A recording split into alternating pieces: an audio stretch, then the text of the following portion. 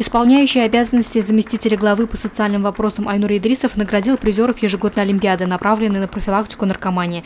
Затем были рассмотрены ряд вопросов. О проделанной работе по противодействию злоупотреблению наркотических средств и их незаконному обороту рассказал старший оперуполномоченный по особо важным делам Федеральной службы России по контролю за оборотом наркотиков отдела города Белорецк Фангиз Загитов. С начала года отделом по городу Белорецк выявлено 191 преступление, а ППГ 130. В том числе тяжких и особо тяжких 174 преступления, а ППГ 111. Преступлений, связанных со сбытом наркотических средств, 133, а ППГ 63. По организации и содержанию наркопритонов 1, а ППГ 2. И в этом году произведено 14 значительных изъятий. Из незаконного оборота изъято более 17,5 кг наркотических средств, в том числе синтетическое происхождение, гашишное масло, марихуана, маковые соломы. За 11 месяцев текущего года 50 уголовных дел было направлено в суд. Выявлено 139 административных нарушений. С целью выявления, предупреждения, пресечения и раскрытия преступлений, связанных с незаконным оборотом наркотиков растительного происхождения, с января по октябрь месяц проводилась операция МАК.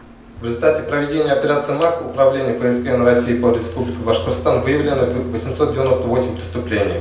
Возбуждено 807 уголовных дел в отношении 345 уголовных дел в отношении 345 лиц.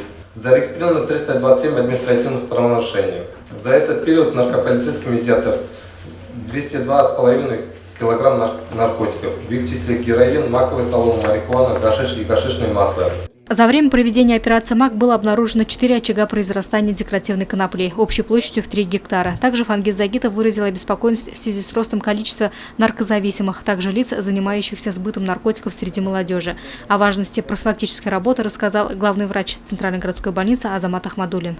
Во всех подразделениях Центральной городской больницы города Сибай среди детей и молодежи, родительской общественности, трудовых коллективов проводятся лекционно-практические занятия. За 2015 год их проведено 122. Индивидуальные консультации по вопросам употребления психоактивных веществ за 2015 год 360. Круглый стол 1, в которых принимали участие специалисты всех подразделений. Пройти тестирование на предмет употребления наркотических средств в этом году изъявили желание 1140 учащихся и студентов. Диспансеризацию несовершеннолетних прошли 12 348 человек. Медицинские осмотры и тестирование на употребление наркотических веществ в обязательном порядке проходят и наши призывники. Профилактическая работа в нашем городе проводится постоянно. Об этом более подробно рассказал начальник отдела образования Гаяс Хасанов. За 2015 год в общеобразовательных учреждениях проведены следующие мероприятия. Это 320 тематических классов часов с охватом 6170 учащихся, беседы с приглашением психологов, 32 родительских собраний с охватом 2380 человек, встречи учащихся с представителями прокуратуры, городского суда и отдела МВД России по городу Сибай с общим охватом 2460 учащихся. Проведено 279 заседаний правовой комиссии. По словам специалистов, показатели по употреблению и обороту наркотических средств в городе остаются прежними. А это значит, что работать необходимо сообща. Луиза Мустафина, Альфия Янчурина, Радмир Сингулов, телекомпания СТВ.